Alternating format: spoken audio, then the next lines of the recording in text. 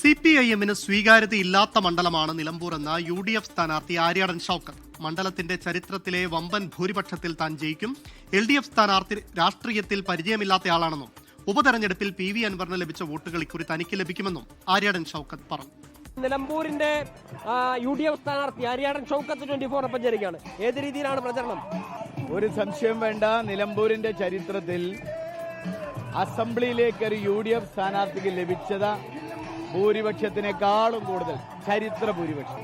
കഴിഞ്ഞ പ്രാവശ്യം PV അൻവറിന് ലഭിച്ചിരുന്ന വോട്ട് ആരുടേതായിരിക്കും? അത് ആർക്കായിരിക്കും ഇത്തവണ പോവുക? അത് 20,000-ഓളം വോട്ടുണ്ട്.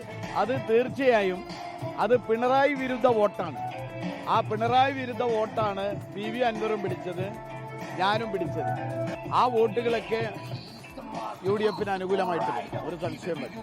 എന്തൊക്കെയാണ് ഇവിടുത്തെ പ്രധാനപ്പെട്ട വിഷയങ്ങൾ? ഏത് രീതിയിലാണ് പോകുന്നത്? സ്വതന്ത്ര പരീക്ഷണത്തിനാണ് CPM വീണ്ടും മുതിർന്നിരിക്കുന്നത്. അതിനെങ്ങനെ നോക്കിക്കാണുന്നു? ഇടതുപക്ഷ ജനാധിപത്യ മുന്നണി കഴിഞ്ഞ 10 വർഷക്കാലമായി നിലമ്പൂരിനെ പൂർണ്ണമായും അവഗണിച്ചു.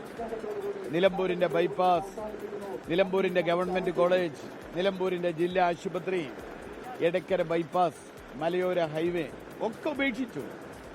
പക്ഷേ ഈ പ്രധാന പദ്ധതികളൊക്കെ കഴിഞ്ഞ 7-8 മാസം കൊണ്ട് ജീവൻ വെപ്പിച്ച് പുറത്തെടുക്കാൻ സാധിച്ചു എന്നതാണ് ഏറ്റവും വലിയ കാര്യം. ആളിപ്പോ UDF-ലാണ്.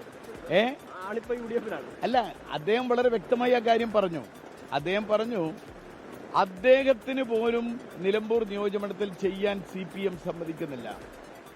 അദ്ദേഹം രാജിവെക്കാനുള്ള ഒരു പ്രധാന കാരണമായി തന്നെ അദ്ദേഹം പറഞ്ഞത്, എനിക്ക് പോലും ഒന്നും ചെയ്യാൻ സമ്മതിക്കുന്നില്ല CPIM, ഈ ഗവൺമെന്റ് എന്ന് പറഞ്ഞിട്ട് അദ്ദേഹം രാജിവെക്കുന്നത്. 200 ദിവസത്തെ കോൺഫിഡൻസ് ആണ് ഈ ഏറ്റവും വലിയ ഭൂരിപക്ഷം കിട്ടുമെന്ന് പറയാൻ കാരണം. ഞാൻ ചോദിക്കട്ടെ, എന്റെ കോൺഫിഡൻസ് മാത്രമല്ലല്ലോ, CPM-ന് കോൺഫിഡൻസ് ഇല്ലല്ലോ.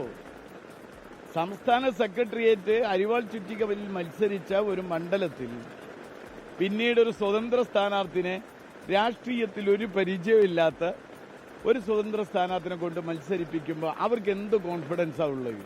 LDF-ന് കോൺഫിഡൻസ് ഇല്ല, അതിന്റെ 100%.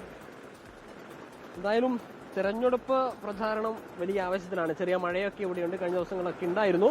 അതിനൊന്നും വകവെക്കാതെയുള്ള പ്രചാരണം തുടരുകയാണ്. നിലമ്പൂരിൽ ഏറ്റവും വലിയ ഭൂരിപക്ഷം UDF-ന് ലഭിച്ച ഏറ്റവും വലിയ ഭൂരിപക്ഷമായിരിക്കും ഇക്കുറി തനിക്ക് ലഭിക്കുക എന്നാണ് ആര്യാടൻ ഷൗക്കത്ത് പറഞ്ഞു നോക്കുന്നത്. അർഷക്കിനൊപ്പം ഗൂഗിൾ കെ വേണുഗോപാൽ, 24 മലപ്പുറം.